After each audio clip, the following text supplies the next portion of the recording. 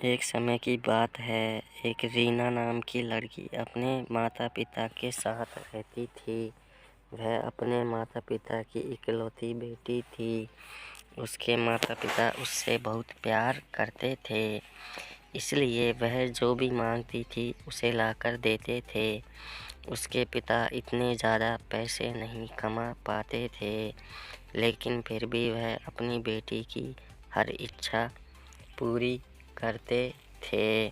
एक दिन रीना ने अपने पापा से कहा कि पापा, मेरी चप्पल पुरानी हो गई है, क्या आप मेरे लिए नई चप्पल लाओगे? पिता ने अगले दिन नई चप्पल लाने का वादा किया। फिर पिता अगले दिन नई चप्पल लेकर आए।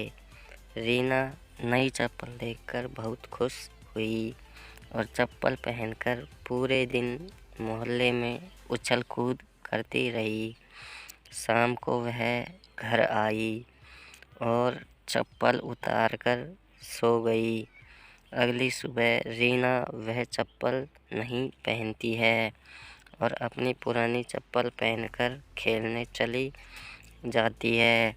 मम्मी से कहकर जाती है कि मम्मी, मुझे ये चप्पल पसंद नहीं है, मैं अपनी पुरानी चप्पल ही पहनूंगी।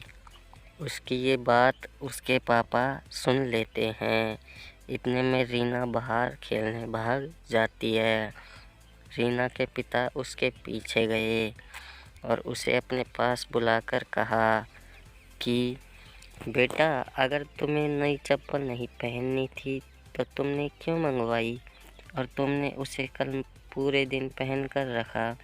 अब हम इसे वापस दुकानदार को भी नहीं दे सकते हैं।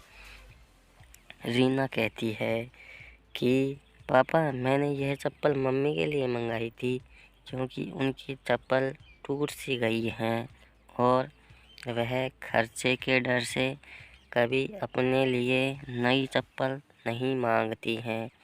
इसलिए मैंने वह चप्पल कल पूरे दिन पहन कर रखी, ताकि मम्मी उसे वापस करने का न बोल सके। अपनी बेटी की ये बात सुनकर पापा बहुत गर्व महसूस करते हैं और दरवाजे पर खड़ी मम्मी भी बेटी की बात सुन रही थी। वह भी मन ही मन बहुत खुश हुई कि इतनी सी बच्ची में इतनी समझ है।